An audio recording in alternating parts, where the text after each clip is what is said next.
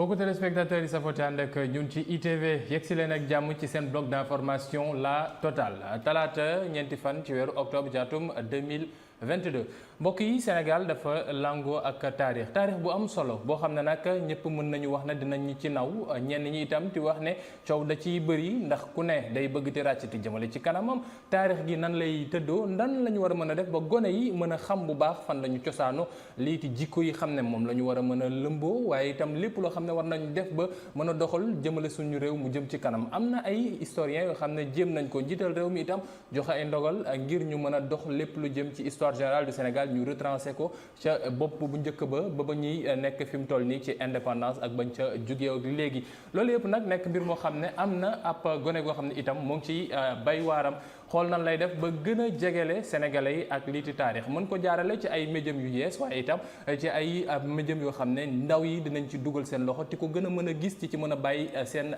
xel turam di Samba Thiongane moom la ñuy dalal tey ci suñu plateau bloc d'information La Totale mu nekk auteur nekk fondateur bu Kër Kocc nekk itam cofondateur Damel Animation nekk Damel Animation mooy ab kër goo xam ne moom moo war a taxawal ab dessin animé boo xam ne moom la nar a def ngir dellu siwaat ci lii ti taarixu Sénégal Samba Thiongane ñu ngi lay nuyu ti la bàyyi nga nuyu waa Sénégal ndax comme que Sénégal la ñuy waxtaanee tey dañ lay bàyyi nga jóge ca bopp Ndar wàcc ca Ziguinchor. waaw maa ngi nuyu ñëpp maa ngi nuyu ku nekk sa tur ak sa sant comme ni nga ko waxee rek maa ngi tudd Samba Thiongane ñoo ngi dox ci projet d'adaptation de l'histoire générale du Sénégal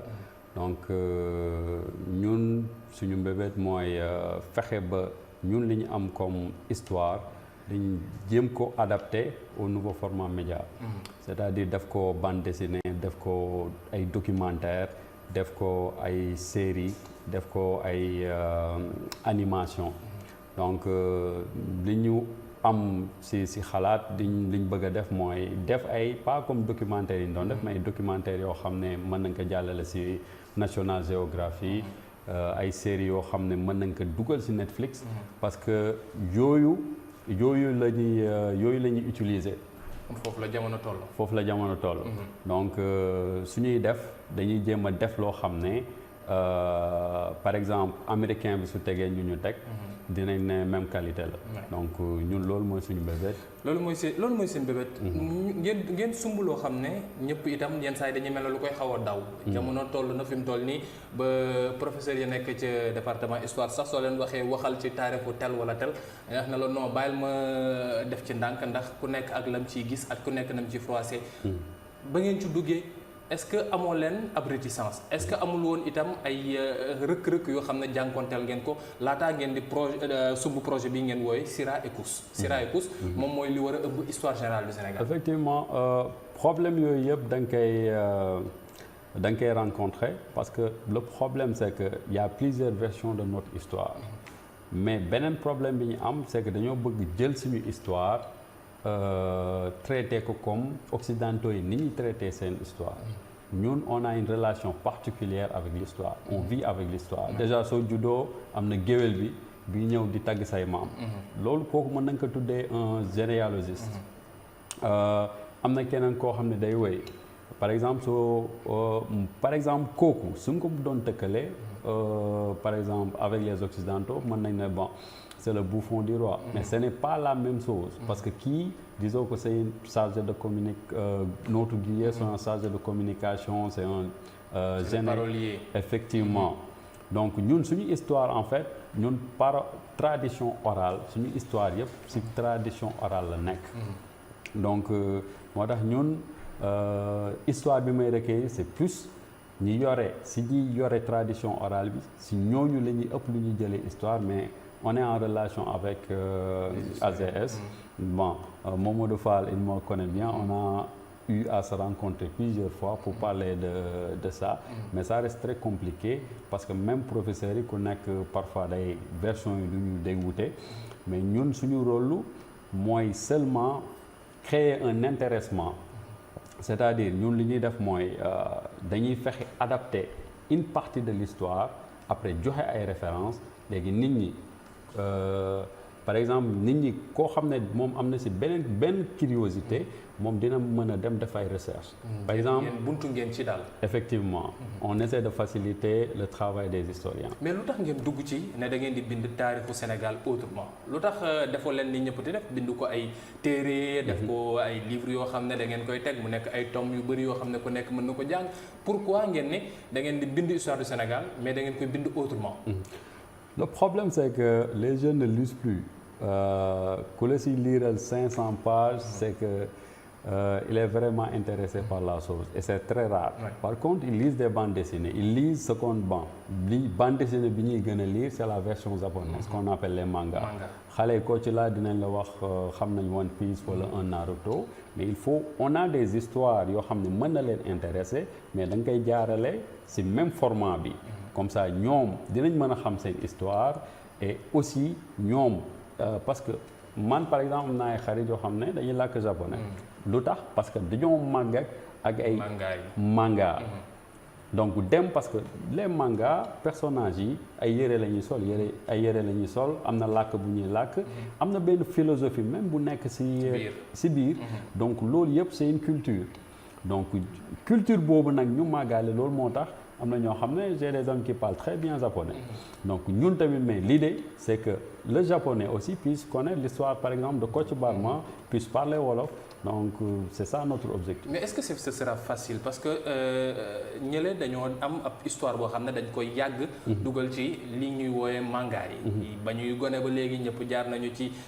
Dragon Ball Z Naruto yi ngay wax ak One Piece ak yeneen ñu mel. mais ñun Sénégal bon Samba et Luc peut-être lañ fi mës a xam. mais à part ça amuñu beneen histoire boo xam ne relié nañu ak lii ci bande dessinée. ñu mën a wax ne dinañ ñu ci dugalal leen loo xam ne dañ ñu ci war a mën a jàng est-ce que dina nekk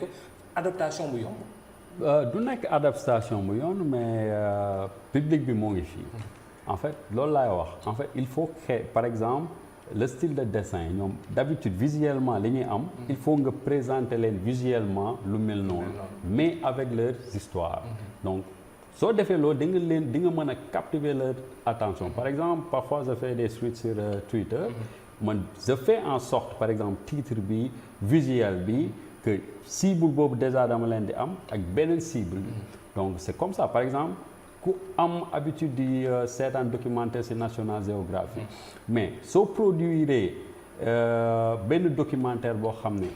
li muy seetaan National Geographic moom la fay gis dina ko intéressé en plus day nekk histoire am donc ñun noonu lañ taxawee ñun loolu la ñuy essayer def encore une fois c'est pour faciliter le travail des historiens seen rapport ak historiens yi seen rapport ak histoire générale du Sénégal nan la dëkkoo est-ce que nekk na lu yomb ndax tamit histoire xam na ko lamine la ñu tàmmati nettalante te ku nekk da ngay bëgg sa boor mu nekk loo xam ne moom mooy gën a duun wala mu nekk lu muy gën a jekk kenn bëggul sa maam mu nekk loo xam ne dañuy wax ci moom luy taqal deram wala lu koy ñaawal nan la ñuy def est-ce que mën nañoo yaakaar ci ñoom ñu jaaree ko fi xam ne histoire générale du Sénégal dañ ko fa jaare wala am nañu beneen approche boo xam ne mën nañoo def lépp lu ci war ba ab réeroo du am loolu yëpp ay mbir loo xam ne incha allah ñaareelu pàcc seen bloc d'information la totale dinañ ci yéey yaay ak suñu gan Samba Thiongane nekk auteur nekk itam fondateur bu Kër Kocc nekk kii taxawal bokk ci ñuy taxawal Damel animation mi war a denni Sira ak Kous ab dessin animé boo xam ne day jaar ci taarixu Sénégal gi lépp mbokk yi léegi yegg si ci xibaaru marax yi 18h45 ànd ci ak waa rédaction bi dellu soit ci kanam incha allah.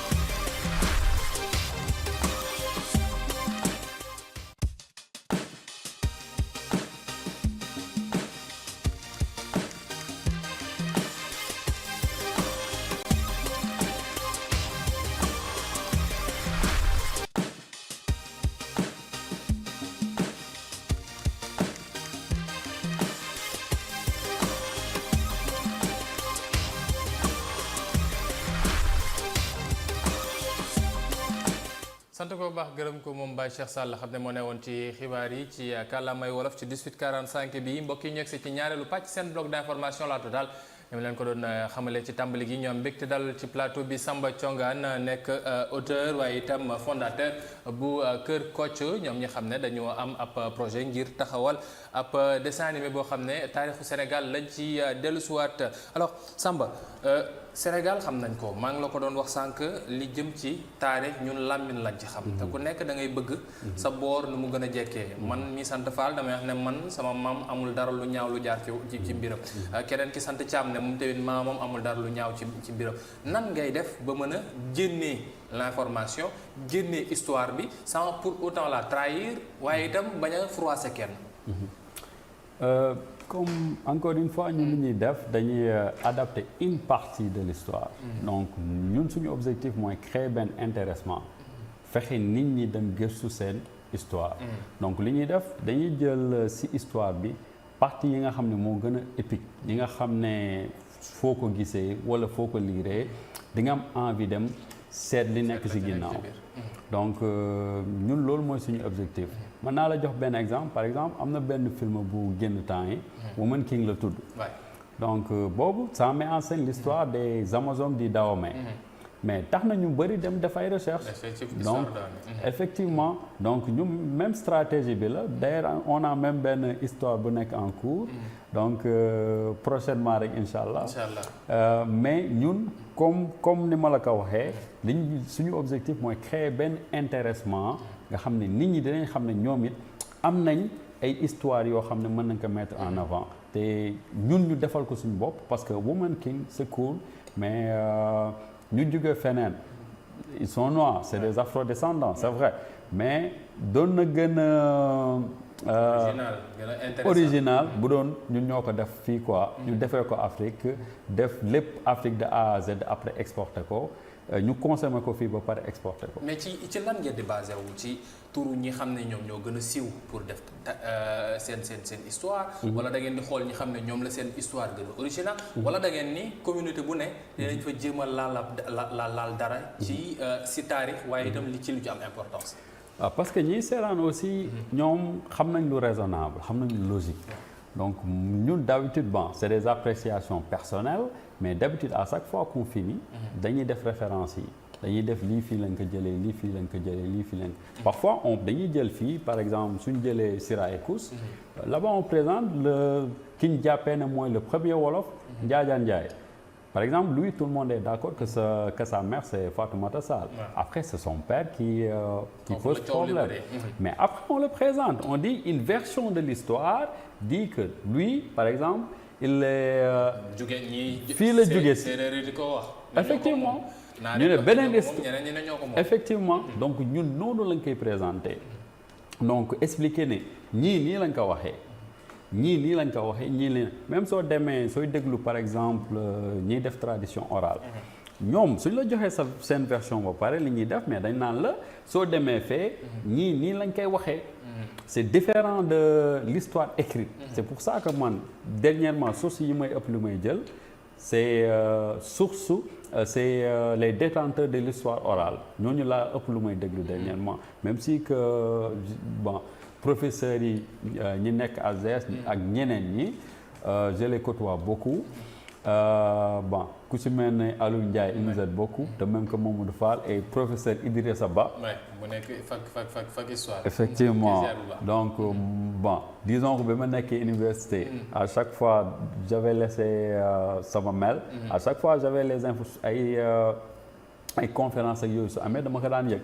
donc moom bokk na si ñi ma jàppale si lu bëri donc loolu la quoi mais ñun l'objectif c'est de créer un intéressement parce que pour que nit ñi xam ñun suñu histoire ce n'est pas seulement la traite négrière ce n'est pas seulement la colonisation mais il y a une histoire précoloniale une histoire magnifique on a même une philosophie magnifique donc mais ci histoire boobee ba léegi suñ ci taxawee ndax yaa ngi koy wax Siraïkus yaa ngi ciy wax yéen a ngi wax itam ci yeneen nit ñoo xam ne nekk nañ fi Njaajaan Njaay ak ñeneen ak ñoo xam ne jaar nañu ci biir réew mi mën nañu wax ne ñoo ko sax sanc suñu xoolee bu baax a baax ci côté idéologie ak li xam ne moom lañ fi bàyyi mais nan ngeen koy defee nan ngeen koy adapté parce que xam nañu ne ku wax manga da ngay jàpp ne mbirum fantasy bëri na ci ku wax effets spéciaux xalaat itam film yi ngay wax Woman King wala nga wax Wakanda wala beneen boo mënti wax dañuy xalaat ne am na benn enjolivement boo xam ne dañ koy def ci mbir yi yenn saa yi nan ngeen koy approprier yéen à votre niveau est-ce que vous dites nous on donne l'histoire telle quelle wala on s'intéresse juste à quelque chose après ñu xool nuñ koy yokkee gën ko rafetal. Ok, en fait, ce qu'on fait, c'est qu'on lépp la ñuy def am na yoo xam ne on va y mêler de la fiction. Par exemple, l'histoire de Kocc Barma, on peut l'adapter de plusieurs manières.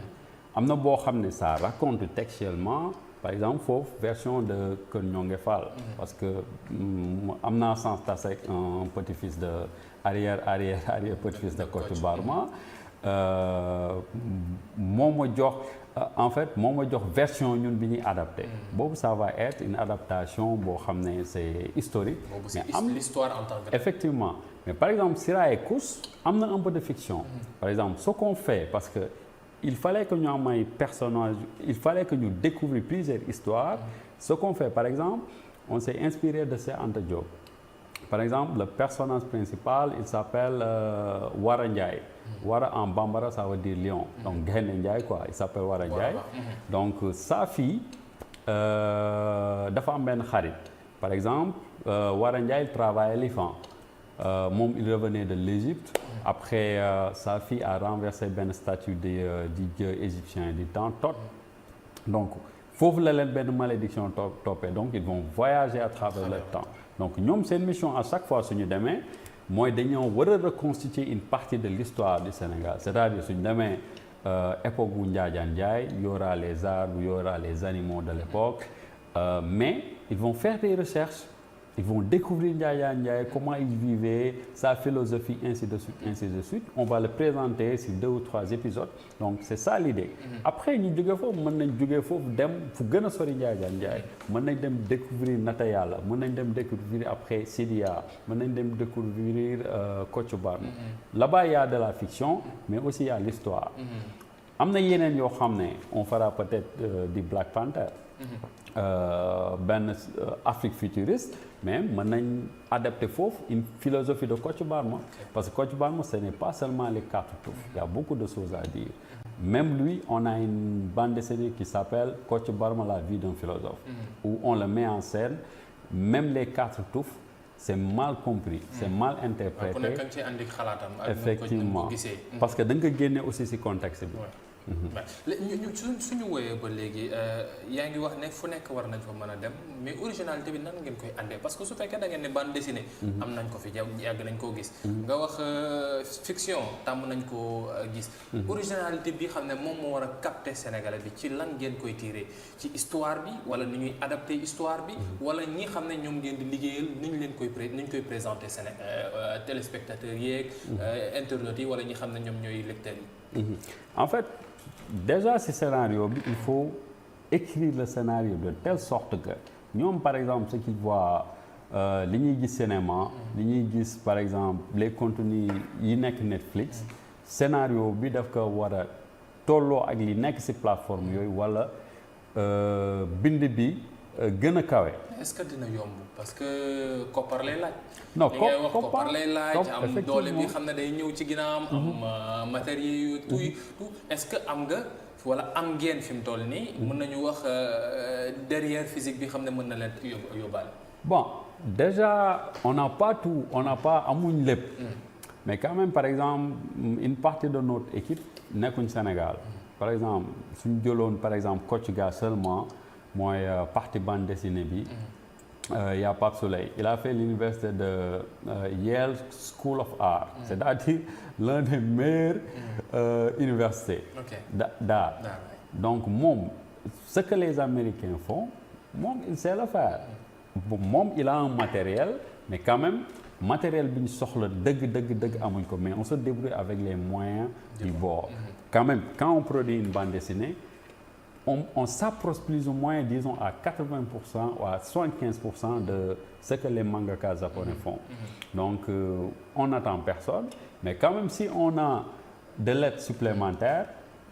ça va nous faciliter beaucoup de choses et ñun liggéey bi ñuy def dinañ ñu ko gën a yombal te tamit dina gën a gaaw. lan la ci Sénégalais bi war a mën a jëlee ndax BD ngeen wax bande dessinée manga ku ko wax xam ne cible bu njëkk bi mooy peut-être gone yi. même su fekkee ne mag yi léegi ñëpp a ngi koy topp. mais gone yi. ban message ngeen bëgg di leen di jàllale à chaque fois. est-ce que dafa am ay brides yoo xam ne da ngeen bëgg gën ko booy yi gën ko approprier. wala da ngeen ne nañ leen jox rek après ñoom ñu tànn xool lan lañ ciy jël. non en fait même les bandes dessinées c'est am na yoo bande dessinée yoo xam ne c'est plus de 12 ans. C'est par cible. Ñun déjà dans les dessins am na dessins yoo xam ne c'est pour les plus jeunes. C'est-à-dire les 8 ans jëm ci suuf. am na yenn bande dessinée yoo xam ne c'est destiné aux parents, c'est les parents qui va lire les bandes dessinées pour leurs enfants. am na yeneen bande dessinée yoo xam ne pour mag ñi la. Mais en fait derrière ces bandes dessinées il y a une animation. boo xam ne c'est plus pour les adolescents. Les adolescentes. yeneen animation xam ne pour les enfants. mais dans le même projet parce que soo defee benn storyboard boobu mën nga ko adapter en documentaire comme en film. donc ku nekk cible bu nekk en fait am na lu ñu xalaat mais fi ñuy commencer mooy stratégiquement on commence par les plus jeunes. donc c'est-à-dire les bandes dessinées et les animations mais le projet on fera des documentaires on fera des films. parce que loolu yëpp benn storyboard la boo xam ne mën nga ko adapter en plusieurs formats même des podcasts c'est dans le projet. Qui se cache derrière Sira et Kous kan moo nekk ci ginnaaw Sira ak Kous kan mooy Sira kan mooy Kous lan la ñu bëgg andi ci taarixu Sénégal wala lan la ñu bëgg fàttali ci taarixu Sénégal. à l'écriture d'habitude nous parce que suñu équipe. y a plusieurs personnes derrière. benn planche booy gis. ab secte ngeen bu làkkatu. non même pas donc man d'habitude je suis plus au niveau de l'écriture. man ak kenn ku naan Seydou Sissoko ñun ñooy scénariste de l'équipe. lui aussi côté storyboard ak chara design c'est-à-dire une adaptation de scénario bi ñu bind une adaptation c'est-à-dire un storyboard là-bas aussi on est là-bas. c'est-à-dire ñun ñooy def collecte d'informations historiques collecte d'informations géographiques parce que pour avoir l'univers il nous faut des informations géographiques c'est-à-dire sur la topographie biodiversité ñun ñooy def liggéey boobu après il y a une équipe derrière qui va prendre ñun li ñu def ko en dessiner ko def beneen partie c'est-à-dire ils vont faire la bande dessinée am na ñoo xam ne ñooy colorier am na ñoo xam ne ñoom ñooy def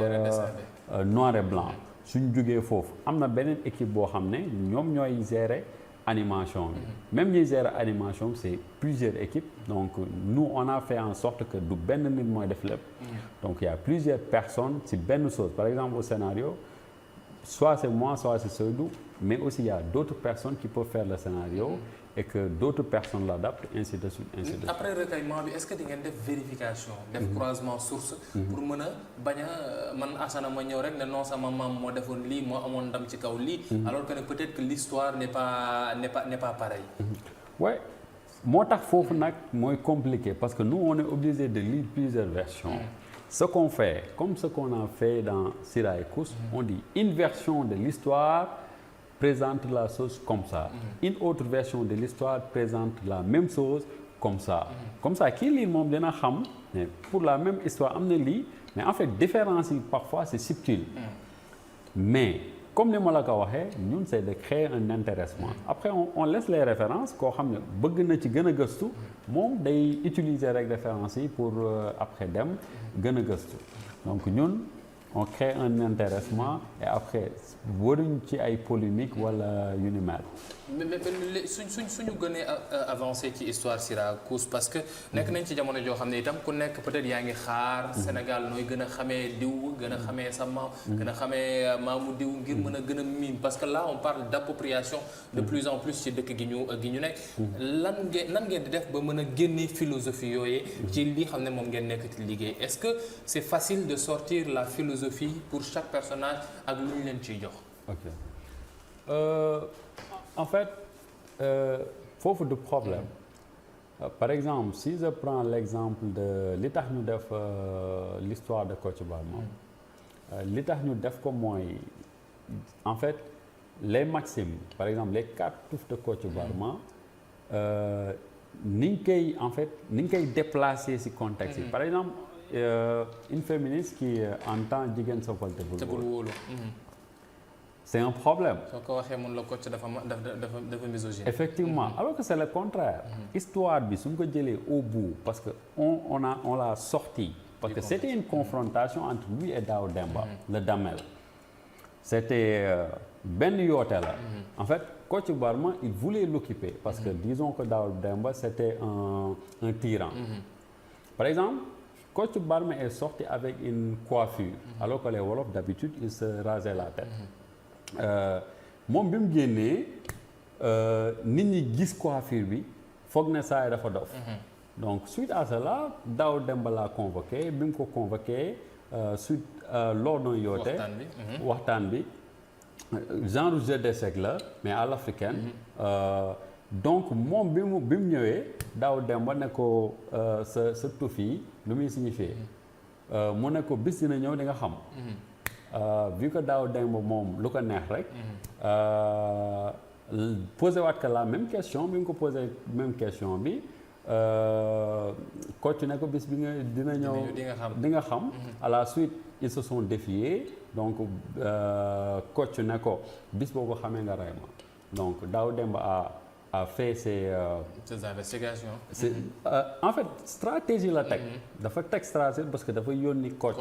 en mission bu mu génn mu dem këram. bi mu demee këram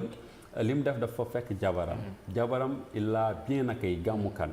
bon la version de Ñongue Fall la femme de Kocc Barma s'appelait Gamou Kane. donc bi mu ko fekkee elle l'a bien accueilli jox ko ndox léegi mu laaj ko mu ne ko lu fi waraloon say tànk. bi mu ko waxee après kii ne ko en fait man Kocc Birima moo woo parce que le nom de Birima c'est Birima Makhouredia Demba Xore Fall donc Birima Fall le nom véritable nom de Kocc Barma mu ne ko Birima moo ma woolu woon pour dénk ma ay kàddu mais ay kàddu yoo xam ne mënu ma ko wax donc des paroles que je ne pourrais révéler donc mu ne ko en fait kii buur bi moo ko yónni même bi muy dem man tàgguma parce que buur bi dana ko na dem rapidement donc suite à cela mu ne ko man aw ma toogaay donc foog ma dem donc pot bi mu jëloon may ko ndox loolu la jël def ci ay or ak donc la femme de Birima était gênée parce que moom son éducation donc kii defal na ko teranga parce que en wolof on dit teranga wax rek fayu ko teranga rek moo koy fay donc il y a ça donc la femme de Birima était gênée donc il lui a posé d'autres questions finalement il lui a révélé la signification des cartouches c'est-à-dire jigéen soppal day bul wóolu buur du mbokk doomu jile du doom mag mën naa bàyyi si réew et la première parole était en train de se dérouler mais soo xoolee bu baax la femme de Birima a révélé les paroles de Kocc par miséricorde en fait c'est son éducation qui l'a effectivement donc c'est par miséricorde donc quand Kocc disait ça c'est par miséricorde la femme a plus de miséricorde disons dans une certaine mesure que l'homme soo demee aussi si deuxième parole bi buur du mbokk c'est ce qui est en train de se passer parce que il faisait tout pour xam li mu bëgg effectivement nga jëlaat doomu jille du doom keneen su ko déggee mën na am même problème que premier bi mooy Kocc lors du procès de Kocc Barma en fait son fils adoptif ce qu'il a fait lorsqu'on allait parce que Daw Demba a convoqué toute la cour bi mu convoqué toute la cour il a dit Kocc Barma yaa ne woon si àdduna doo fi wax lu dul dëgg donc yow yaa ne woon bis moo xamee lu sa tufi di tekki mën naa la faat Birima nangu donc bi nga koy faat doom ji ne kii mbubb bi mu sol maa ko moom mu ngi ko taxal ak deretam effectivement donc ça veut dire que boobu tamit c'est vérifié beneen bi ñëw mag bi ñëw mag bi mu ñëwee lu mu ko wax dana ko Kocc saa su ñu amee problème moom mooy indi solution. Deuxième chose sa mbokk la parce que coach Balma c'était le Laman Diamatin. soo ko rey nga sa mbokk. rey nga sa deret. donc Monaco. coach nee nañ coach moo gën a muus. si Kayor. donc ça veut dire que yow yaa gën a muus ñi nekk si Kayor donc le vieux a touché son ego. donc là après daaw dem ne vu que suñu tradition day wax ne ni ñuy déglu mag ñi. donc man bàyyi naa coach. donc ça veut dire que c'est le vieux là qui a sauvé. coach Balma ci li faat bi ko buur na doon faat ci ndax ay kàddoom. effectivement mais mu am solo loolu Samba xam naa ne fi mu toll nii temps bi dañoo xaw a tànc rek ndax journal jot na il est 19h40 waxtu xibaar yi ci kàllaamay nasaraan dañuy dem léegi ci rédaction bi ak Aïssata Ndiaye Fall seetaan xibaar yi dellu soit ci troisième dernière partie seen bloc d'information la totale ngir dellu soit ci jamono ji miséricorde yi xam ne ñoo ngi koy wax nañ ko fii gën di def lii ci idéologie yi xam ne mu ngi fiy jóg nit yi di wax ne mbirum panafricanisme démocratie populisme wala sax yenn saa yi ñuy wax ne nit ñi dañoo bëgg def lu leen neex fàttali woon démb ndax lii nii ñu am ci suñu biir réew mu nekk ay idéologie yoo xam ne mën nañ ko jëlee ci képp koo xam ne mës nga fee jaar nga nekkoon ab kàngam mën nañ koo calquer ci li xam ne moom la ñuy am fi mu toll nii wala ñi fi nekk ñoo ngi delluwaat petit à petit ci li xam ne maam yi moom lañ fi bàyyi woon loolu yëpp ay poñ yoo xam ne incha allah ci mujjanteelu pàcc bi moom la ñuy waxtaanee kon nag léegi mbokk yi ñu yegsi ci xibaaru nasaraan yi 19:45 ak soxna Aïssata Ndiaye Fall.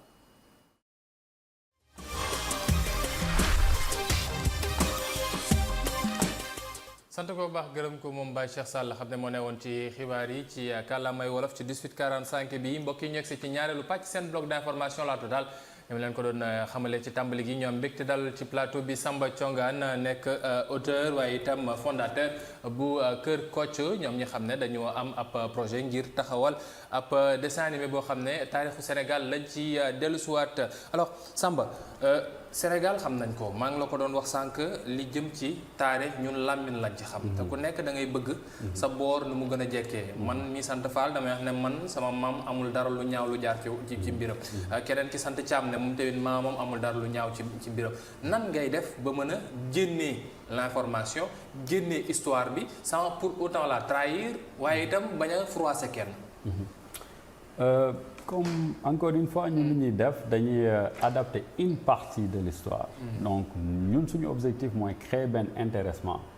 fexe nit ñi dem gëstu seen histoire donc li ñuy def dañuy jël ci histoire bi partie yi nga xam ne moo gën a épique yi nga xam ne foo ko gisee walla foo ko liiree di nga am envie dem seet li nekk ci ginnaaw donc ñun loolu mooy suñu objectif mën naa la jox benn exemple par exemple am na benn film bu génn temps yi Woman King la tudd donc boobu ça met en scène l'histoire des Amazones du Dahomey mais tax na ñu bëri dem def ay recherche donc effectivement donc ñu même stratégie bi la d'ailleurs on a même benn histoire bu nekk en cours donc prochainement rek incha allah mais ñun comme ni ma la ko waxee liñ suñu objectif mooy créer benn intéressement nga xam ne nit ñi dinañ xam ne ñoom it am nañ ay histoires yoo xam ne mën nañ ko mettre en avant te ñun ñu defal ko suñu bopp parce que Woman King c'est cool mais ñu jóge feneen ils sont noirs c'est des afro-descendants c'est vrai mais doon na gën a original bu doon ñun ñoo ko def fii quoi ñu defee ko Afrique def lépp Afrique de A à Z après exporter ko ñu consommer ko fii ba pare exporter ko. mais ci lan ngeen di basé wu ci turu ñi xam ne ñoom ñoo gën a siiw pour def seen histoire. wala da ngeen di xool ñi xam ne ñoom la seen histoire gën a original. wala da ngeen ni communauté bu ne. dinañ fa jéem a laal dara. ci taarix waaye itam li ci lu ci am importance. waaw parce que ñiy seetaan aussi. ñoom xam nañ lu raisonnable xam nañ lu logique. donc ñun d'habitude bon c'est des appréciations personnelles mais d'habitude à chaque fois qu'on finit dañuy def référence yi dañuy def lii fii lañ ko jëlee lii fii lañ ko jëlee lii fii lañ parfois dañuy jël fii par exemple suñ jëlee Sira Ekous là-bas on présente ki ñu jàppee ne mooy le premier wolof Njaajaan Njaay par exemple lui tout le monde est d'accord que sa mère c'est Fatoumata Sall après c'est son père qui pose problème mais après on le présente on dit une version de l'histoire dit que lui par exemple il est. jóge ñii fii la jóge si séeréer yi di ko wax. effectivement ñu ne beneen effectivement Mm-hmm. donc ñun noonu lañ koy présenté donc expliquer ne ñii nii lañ ko waxee ñii nii lañ ko waxee ñii leen même soo demee sooy déglu par exemple ñiy def tradition orale. ñoom suñ la joxee sa seen version ba pare li ñuy def mais dañ naan la soo demee fee ñii nii lañ koy waxee. C'est différent de l'histoire écrite. C'est pour ça que man dernièrement source yi may ëpp lu may jël c'est c'est les détenteurs de l'histoire orale ñooñu laa ëpp lu may déglu dernièrement même si que bon professeurs yi ñi nekk ASDS ak ñeneen ñi je les côtoie beaucoup. Bon ku ci mel ne Aliou Ndiaye il nous aide beaucoup de même que Mamadou Fall et professeur Idrissa Ba. mu nekk fac histoire. Effectivement donc bon disons que bi ma nekkee université. À chaque fois j'avais laissé sama mail. À chaque fois j'avais les infos ay conférences ak yooyu su amee dama ko daan yëg. Donc moom bokk na si ñi ma jàppale si lu bëri. Donc loolu la quoi mais. ñun l'objectif c'est de créer un intéressement parce que pour que nit ñi xam ñun suñu histoire ce n'est pas seulement la traite négrière ce n'est pas seulement la colonisation mais il y a une histoire précoloniale une histoire magnifique on a même une philosophie magnifique donc mais ci histoire boobee ba léegi suñ ci taxawee ndax yaa ngi koy wax Siraaw Kus yaa ngi ciy wax yéen a ngi wax itam ci yeneen nit ñoo xam ne nekk nañ fi Njaajaan Njaay ak ñeneen ak ñoo xam ne jaar nañu ci biir réew mi mën nañu wax ne ñoo ko sax sanc suñu xoolee bu baax a baax ci côté idéologie ak li xam ne moom lañ fi bàyyi mais nan ngeen koy defee nan ngeen koy adapté parce que xam nañu ne ku wax manga da ngay jàpp ne mbirum fantasy bëri na ci ku wax effets spéciaux xalaat itam film yi ngay wax Woman King wala nga wax Wakanda wala beneen boo mënti wax dañuy xalaat ne am na benn enjolivement boo xam ne dañ koy def ci mbir yi yenn saa yi nan ngeen koy approprier yéen à votre niveau est-ce que vous dites nous on donne l'histoire telle quelle wala on s'intéresse juste à quelque chose après ñu xool nuñ koy yokkee gën ko rafetal. Ok en fait ce qu'on fait c'est que lépp la ñuy def am na yoo xam ne on va y mêler de la fiction par exemple l'histoire de Kocc Barma on peut l'adapter de plusieurs manières am na boo xam ne ça raconte textuellement par exemple foofu version de Kër Ñonge Fall parce que am naa sens tase ak un petit-fils de arrière petit-fils de Kocc Barma moo ma jox en fait moo ma jox version ñun bi ñuy adapté boobu ça va être une adaptation boo xam ne c'est historique mais am l'histoire en tant que effectivement mais par exemple Sira et Kus am na un peu de fiction par exemple ce qu'on fait parce que il fallait que ñu am ay personnages il fallait que ñu découvrir plusieurs histoires ce qu'on fait par exemple on s'est inspiré de Cheikh Anta Diop par exemple le personnage principal il s'appelle Wara Ndiaye Wara en bambara ça veut dire lion donc Gaynde Ndiaye quoi il s'appelle Wara Ndiaye donc sa fille dafa am benn xarit par exemple Wara Ndiaye il travaillait l'IFAN moom il revenait de l'Égypte après sa fille a renversé benn statue du dieu égyptien du temps Thoth donc foofu la leen benn malédiction toppee donc ils vont voyager à travers le temps donc ñoom seen mission à chaque fois suñu demee mooy dañoo war a reconstituer une partie de l'histoire du Sénégal c'est-à-dire suñu demee époque wu Njaajaan Njaay y aura les arbres y aura les animaux de l'époque mais ils vont faire des recherches ils vont découvrir Njaajaan Njaay comment il vivait sa philosophie ainsi de suite on va le présenter sur 2 ou 3 épisodes donc c'est ça l'idée après ñu jóge foofu mën nañ jóge foofu dem fu gën a sori Njaajaan Njaay mën nañ dem découvrir Nata Yàlla mën nañ dem découvrir après Sidiya mën nañ dem découvrir Kocc Barma là-bas il y a de la fiction mais aussi il y a l'histoire am na yeneen yoo xam ne on fera peut-être du Black Panther benn Afrique futuriste mais mën nañ adapter foofu une philosophie de Kocc Barma parce que Kocc Barma ce n'est pas seulement les 4 touffes il y a beaucoup de choses à dire même lui on a une bande dessinée qui s'appelle Kocc Barma la vie d'un philosophe où on le met en scène même les 4 touffes c'est mal compris c'est mal interprété effectivement parce que da nga ko génne aussi ci contexte bi ñu suñu woyee ba léegi yaa ngi wax ne fu nekk war nañ fa mën a dem mais originalité bi nan ngeen koy àndee parce que su fekkee da ngeen ne bande dessinée am nañ ko fi yàgg nañ koo gis nga wax fiction tàmm nañ koo gis originalité bi xam ne moom moo war a capter sénégalais bi ci lan ngeen koy tirer ci histoire bi wala ni ñuy adapter histoire bi wala ñi xam ne ñoom ngeen di liggéeyal ni ñu leen koy présenter téléspectateurs yeeg internautes yi wala ñi xam ne ñoom ñooy lecteurs yi. En fait déjà ci scénario bi il faut écrire le scénario de telle sorte que ñoom par exemple ce qu'ils voient li ñuy gis cinéma li ñuy gis par exemple les contenus yi nekk Netflix scénario bi daf ko war a tolloo ak li nekk ci plateforme yooyu wala bind bi gën a kawe. Est-ce que dina yomb parce que koppar lay laaj. non koppar lay laaj am doole bi xam ne day ñëw ci ginnaawam. am matériel tout est-ce que am nga wala am ngeen fi mu toll nii. mën nañu wax derrière physique bi xam ne mën na leen yóbbaale. Bon déjà on n'a pas tout on n'a pas amuñ lépp. mais quand même par exemple une partie de notre équipe nekkuñ Sénégal. par exemple suñu jëloon par exemple Kocc Ga seulement. mooy partie bande dessinée bi y a Pape Souley il a fait l'université de Yale School of Art c'est-à-dire l'un des meilleurs universités d'art donc moom ce que les Américains font moom il sait le faire moom il a un matériel mais quand même matériel bi ñu soxla dëgg amuñ ko mais on se débrouille avec les moyens du bord quand même quand on produit une bande dessinée on s'approche plus ou moins, disons, à 80% ou à 75% de ce que les mangaka japonais font. Donc, on n'attend personne, mais quand même, si on a de l'aide supplémentaire, ça va nous faciliter beaucoup de choses et ñun liggéey bi ñuy def dinañ ñu ko gën a yombal te tamit dina gën a gaaw. lan la ci Sénégalais bi war a mën a jëlee ndax BD ngeen wax bande dessinée manga ku ko wax xam ne cible bu njëkk bi mooy peut-être gone yi. même su fekkee ne mag yi léegi ñëpp a ngi koy topp. mais gone yi. ban message ngeen bëgg di leen di jàllale à chaque fois. est-ce que dafa am ay brides yoo xam ne da ngeen bëgg gën ko booy yi gën ko approprier. wala da ngeen ne nañ leen jox rek après ñoom ñu tànn xool lan lañ ciy jël. non en fait même les bandes dessinées c'est am na yoo bande dessinée yoo xam ne c'est plus de 12 ans. C'est possible. Ñun déjà dans les dessins am na dessins yoo xam ne c'est pour les plus jeunes. C'est-à-dire les 8 ans jëm ci suuf.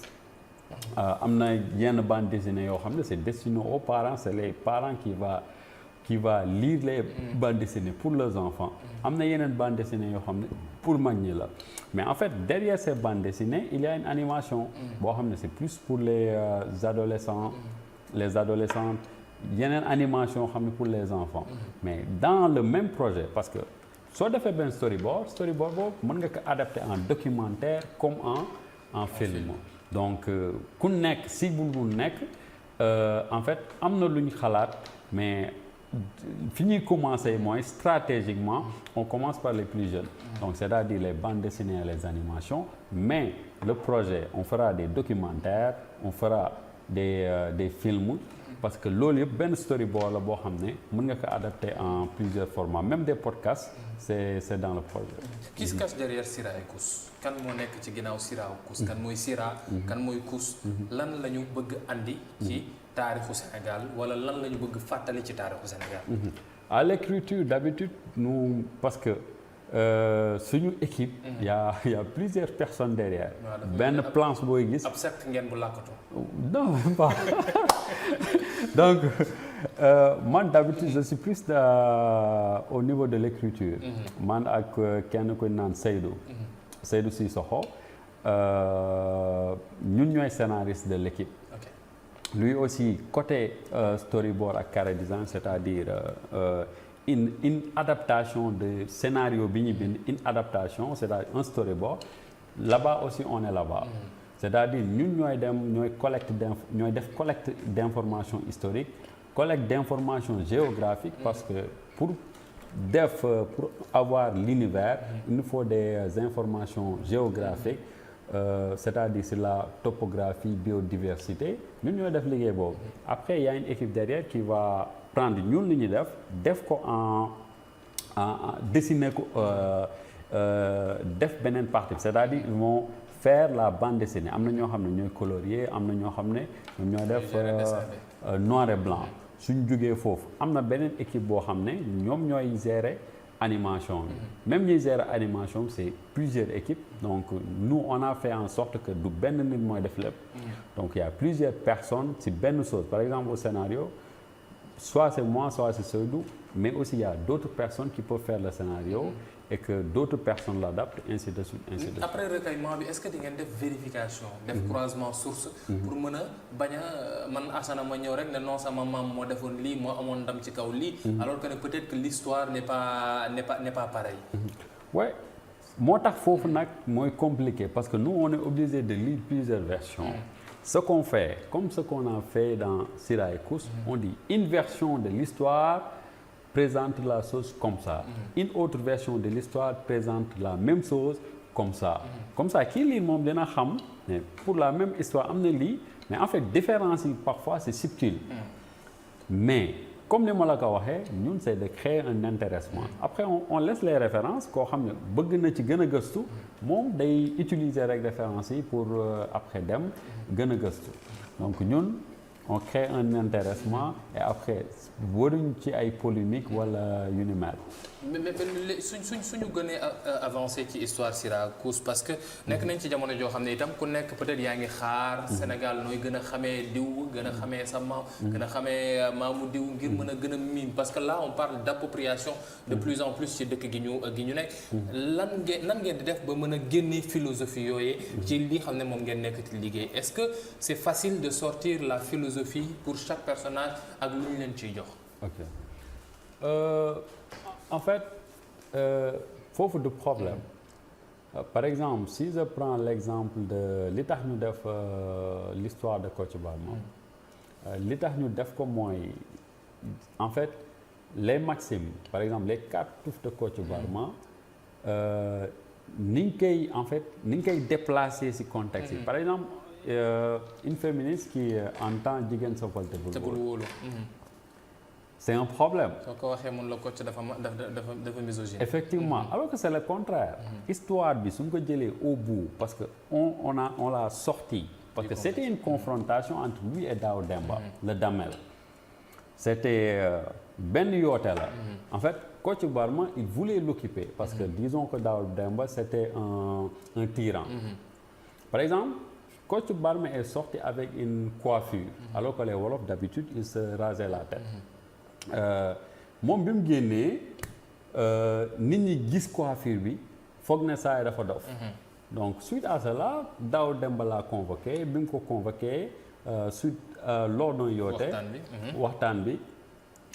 genre jeu d'échecs la mais à l'africaine donc moom bi mu ñëwee Daouda Demba ne ko sa tuf yi lu muy signifier mu ne ko bis dina ñëw di nga xam vu que Daouda Demba moom lu ko neex rek posé waat que la même question bi nga ko posé même question bi Kocc ne ko bis bi nga dina ñëw di nga xam à la suite ils se sont défiés donc Kocc ne ko bis boo ko xamee nga rey ma donc Daouda Demba a fait ses investigations. En fait stratégie la teg. dafa teg stratégie parce que dafa yónni Kocc en mission bu mu génn mu dem këram. bi mu demee këram li mu def dafa fekk jabaram il l'a bien accueilli Gamou Kane. bon la version de Ñongue Fall la femme de Kocc Barma s'appelait Gamou Kane. donc bi nga ko fekkee elle l'a bien accueilli jox ko ndox léegi mu laaj ko mu ne ko lu fi waraloon say tànk. bi mu ko waxee après kii ne ko en fait man Kocc Birima moo woo parce que le nom de Birima c'est Birima Makhouredia Demba Khoole Fall donc Birima Fall le nom véritable nom de Kocc Barma mu ne ko Birima moo ma woolu woon pour dénk ma ay kàddu mais ay kàddu yoo xam ne mënu ma ko wax donc des paroles que je ne pourrais révéler donc mu ne ko en fait kii buur bi moo ko yónni même bi muy dem man tàggu ma parce que buur bi dana ko na dem rapidement donc suite à cela mu ne ko man aw ma toogaay donc foog ma dem donc pot bi mu jëloon may ko ndox loolu la jël def ci ay or ak donc la femme de Birima était gênée parce que moom son éducation donc kii defal na ko teranga parce que en wolof on dit teranga wax rek fay ko teranga rek moo koy fay donc il y a ça donc la femme de Birima était gênée donc il lui a posé d'autres questions finalement il lui a révélé la signification des cartouches c'est-à-dire jigéen sëppal day bul wóolu buur du mbokk doomu jile du doom mag mën naa bàyyi si réew et la première parole était en train de se dérouler mais soo xoolee bu baax la femme de Birima a révélé les paroles de Kocc par miséricorde en fait c'est son éducation qui l'a effectivement donc c'est par miséricorde donc quand Kocc disait ça c'est par miséricorde la femme a plus de miséricorde disons dans une certaine mesure que l'homme soo demee aussi si deuxième parole bi buur du mbokk c'est ce qui est en train de se passer parce que il faisait tout pour xam li mu bëgg effectivement nga jëlaat doomu jile du doom keneen su ko déggee mën na am même problème que premier bi mooy Kocc lors du procès de Kocc Barma en fait son fils adoptif ce qu'il a fait lorsqu'on allait parce que Daw Demba a convoqué toute la cour bi mu convoqué toute la cour il a dit Kocc Barma yaa ne woon si àdduna doo fi wax lu dul dëgg donc yow yaa ne woon bis moo xamee lu sa tufi di tekki mën naa la faat Birima nangu donc bi nga koy faat doom ji ne kii mbubb bi mu sol maa ko moom bu ngi ko taxal ak deretam effectivement donc ça veut dire que boobu tamit c'est vérifié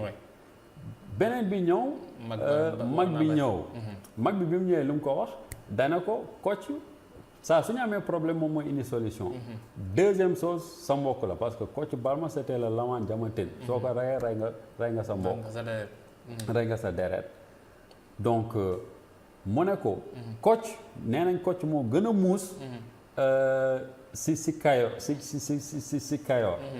donc ça veut dire que yow yaa gën a muus ñi nekk si Kayoor donc le vieux a touché son ego donc là après Daw dem ne vu que suñu tradition day wax ne ni ñuy déglu mag ñi donc man bàyyi naa Kocc donc ça veut dire que c'est le vieux là qui a sauvé Kocc Barma ci li faat bi ko buur na doon faat ci ndax ay kàddoom effectivement mais mu am solo loolu Samba xam naa ne fi mu toll nii temps bi dañoo xaw a tànc rek ndax journal jot na il est 19h40 waxtu xibaar yi ci kàllaamay nasaraan dañuy dem léegi ci rédaction bi ak Aïssata Ndiaye Fall seetaan xibaar yi dellu soit ci troisième dernière partie seen bloc d'information la totale ngir dellu soit ci jamono ji miséricorde yi xam ne ñoo ngi koy wax nañ ko fii gën di def lii ci idéologie yi xam ne mu ngi fiy jóg nit yi wax ne mbirum panafricanisme démocratie populisme wala sax yenn saa yi ñuy wax ne nit ñi dañoo bëgg def lu leen neex fàttali woon démb ndax lii nii ñu am ci suñu biir réew mu nekk ay idéologie yoo xam ne mën nañ ko jëlee ci képp koo xam ne mës nga fee jaar nga nekkoon ab kam-ngam mën nañ koo calquer ci li xam ne moom la ñuy am fi mu toll nii wala ñi fi nekk ñoo ngi delluwaat petit à petit ci li xam ne maam yi moom lañ fi bàyyi woon loolu yëpp ay poñ yoo xam ne incha allah ci mujjanteelu pàcc bi moom la ñuy waxtaanee kon nag léegi mbokk yi ñu yegsi ci xibaaru nasaraan yi 19:45 ak soxna Aïssata Ndiaye Fall.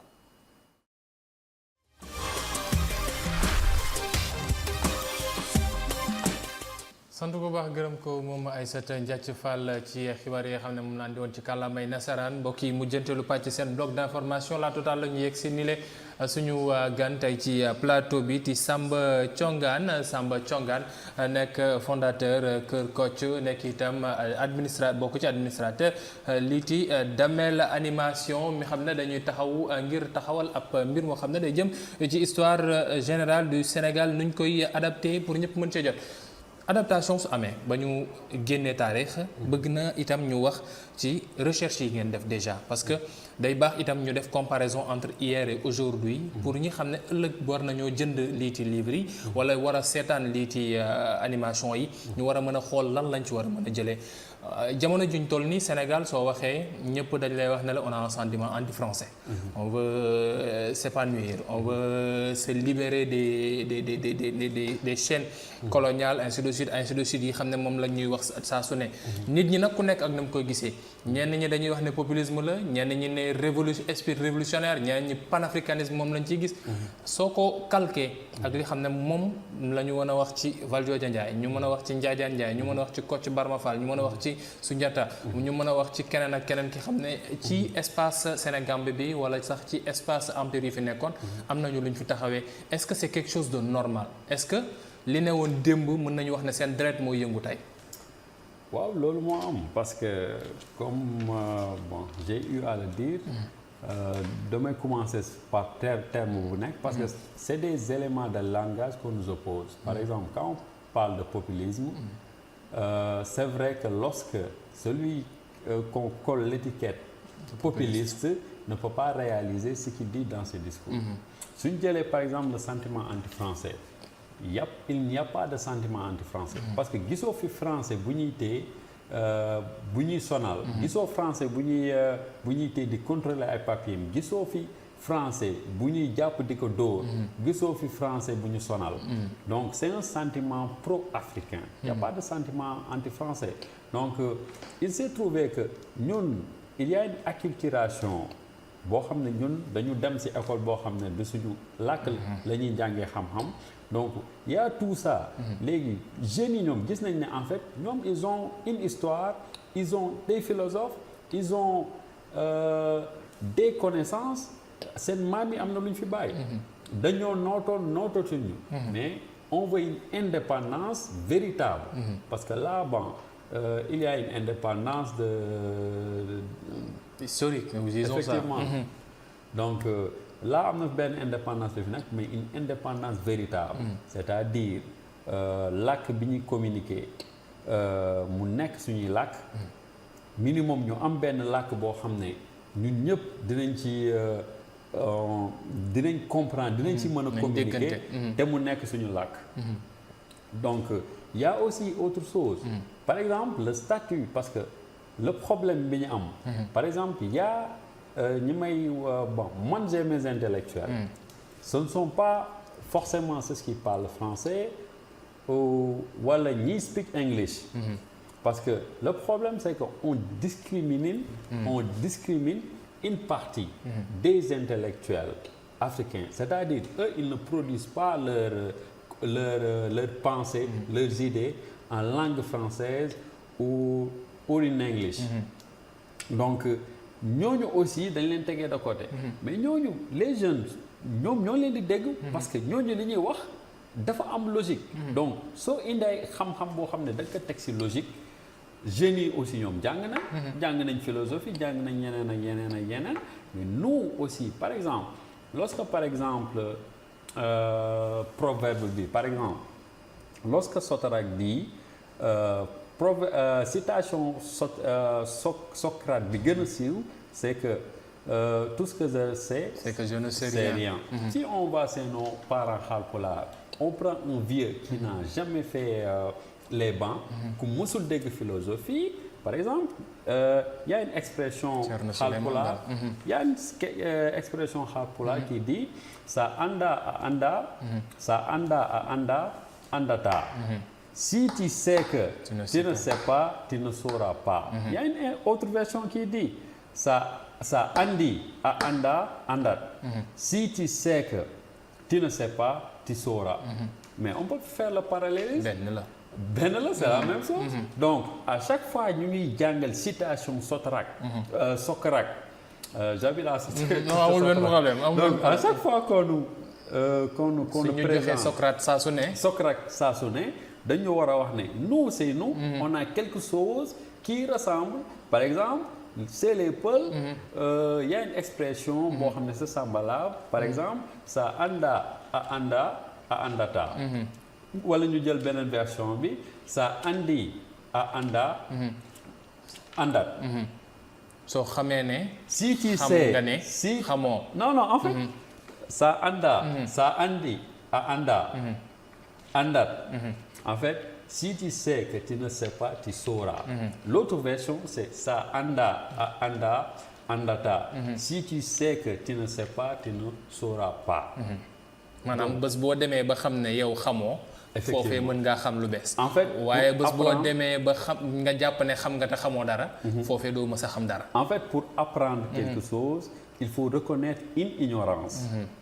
en fait loolu lay signifier. simplement par exemple soo demee ne da ngay jàng napp. en fait soo demee yow li nga xalaat ne xam nga ko. si napp lépp na nga ko war a fàtte. pour ñu jàngal la effectivement na lay. tabla rasa. effectivement. mais ci jamono ji fi mu toll nii ñëpp a ngi wax ne damay parce que sénégalais koo ci jug mun la non je suis Kwame Nkrumah. kenn jug ne la non man maay Cheikh Anta Diop keneen ne la non man maay tel man maay tel ku nekk ak ku muy wax ne non man kooku lay approprié wu.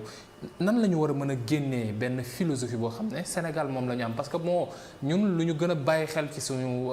Sénégal taarix peut-être ci diine gi la gën a dem mais ñi xam ne ay kilifa lañ fi woon peut-être ñoom duñu woon ay nitu diine waaye nit la ñuy xam ne am nañu taxawaay ci taarix ban philosophie la ñu fi bàyyi boo xam ne laa suñu bëggoon résoudre benn mot ci population bi ci société bi mën nañu wax ne lii mën nañ ko si jëfandikoo. en fait ñoom li ñu fi bàyyil bëri na des enseignements par exemple Cheikh Anta Diop ce n'est pas que l'histoire par exemple lui wax na ci économie bon wax na ci histoire wax na ci politique wax na ci lépp mais problème bi mooy ñoom ni ñu jàngalee en fait il faut nga am benn volonté pour dem gis même pour trouver les livres c'est tout un problème mais ñoom ku ci nekk ci ñoom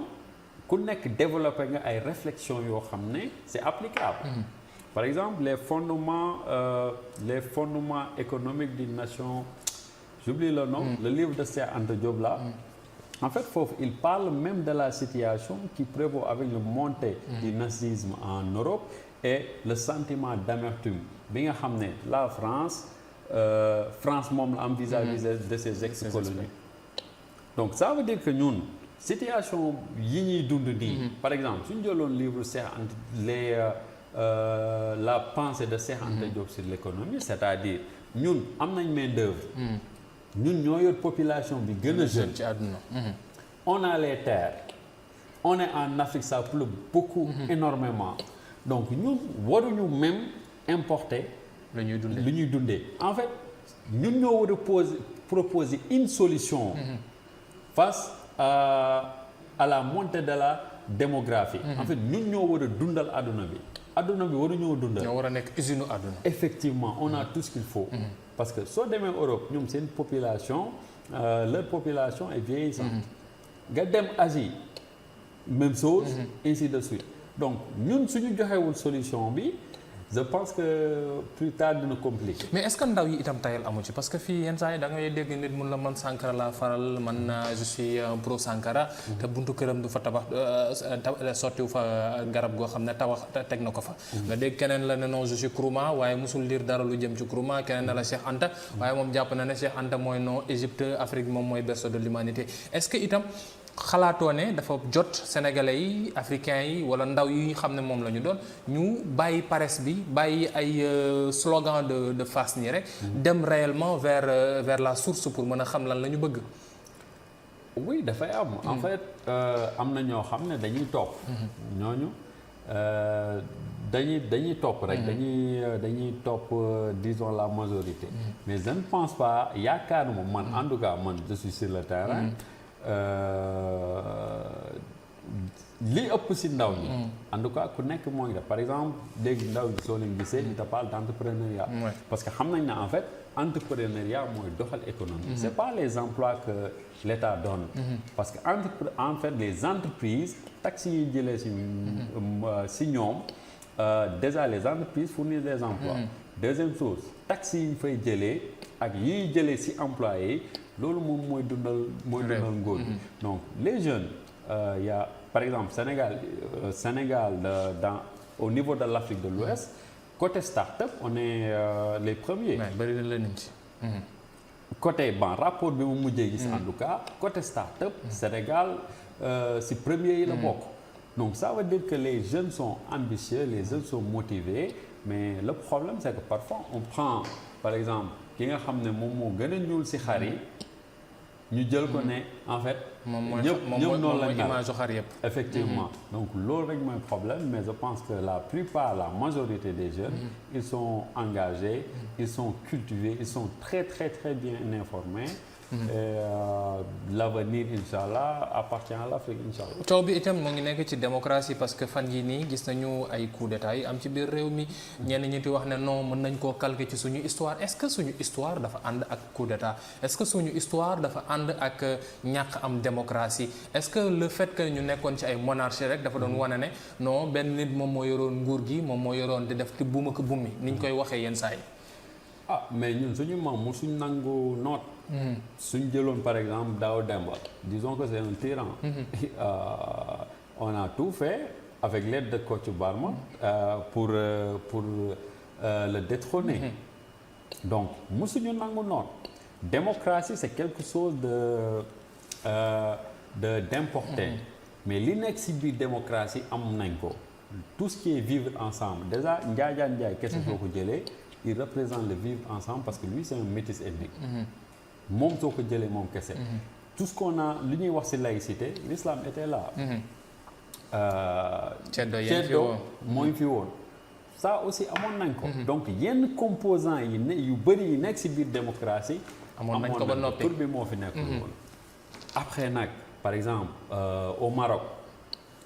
ku bëgg manifester da ngay manifester. pourtant ñoom roi la ñu am. soo demee en Europe.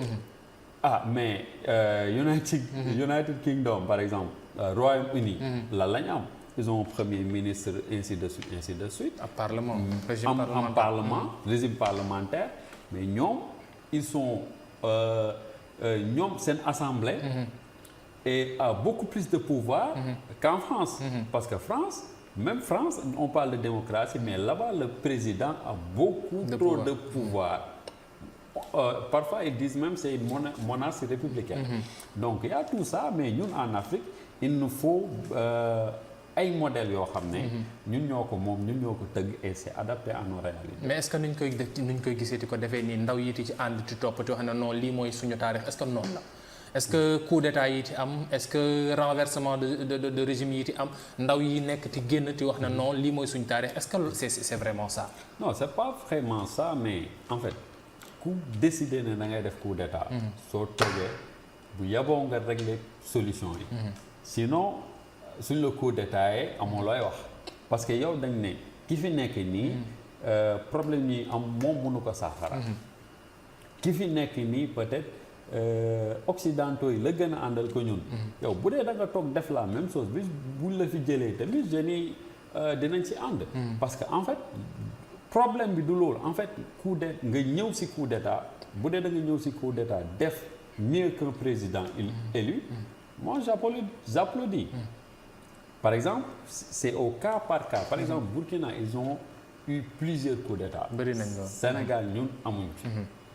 donc bokkul. mënuñ jël kaw Burkina. bëgg ko approprier. effectivement bëgg ko indi sax Sénégal. parce que cas yi bokkul. nous on a eu la chance de ne pas avoir eu de coup d'état. donc espérons que ça continue. ñu ñaan yàlla rek ñuy am ay nu ko gars yi tuwee alternance démocratique ci ni mu gënee. alors Samba Thiongane ñoo ngi ci njeexital bi ñoo ngi may signalé na dépassé nañ sax 1 minute sunu temps. mais une dernière question rek fi mu toll nii kañ la ñu mën a jàpp ne. mbir yi dina noppi ba sénégalais yi mën a jot. ci ci livre yi wala ñu gis BD yi wala ñu gis ouvrage yi mu nekk loo xam ne dina jàll ci média yi. donc ñun suñu côté on a beaucoup de contenu. comme du Sira et Koussek on a énormément de contenu. donc li ñuy def on s'est associé au niveau sous-régional. déjà il y a un ami qui a sorti benn plateforme boo xam ne il y a tous les jeux vidéo. toutes les bandes dessinées. ça s'appelle Gara. ku ko bëgg c'est gara.store. foofu di nga fa mën a am tous les jeux africains. 100% Made in Africa. ñun tamit suñuy œuvre dinañ ko fa gis mais aussi il y aura des publications physiques inchallah. sant ko bu baax gërëm ko Samba Thiongane moo ne woon suñu gantay ci bloc d'information La Totale moom mi nekk fondateur bu Kër Kocc nekk itam ñi bokk ci animateur yu Damel Animation mi nga xam ne dafa war a génne ay téere yoo xam ne dafay dellu siwaat ci histoire générale du Sénégal waaye mu gën koo adapté ngir ñu mën koo partager ci àdduna bi wërngal këpp waaye itam ci médias yu yees yi ñëpp mën cee jot ngir ndaw yi mën a xam fu ñu jógee ñan ñooy suñu ay maam ak itam lan lañ ñu fi bàyyi ci loo xam ne mën nañ ci sukkandiku ngir mën a jëm ci kanam jox leen dig daje ëllëg incha allah ci beneen bloc d'information yeneen ni waxtaan ak itam yeneen poñ yoo xam ne day jëmale kanam réew mi jërë ngeen jëfati mbokk yi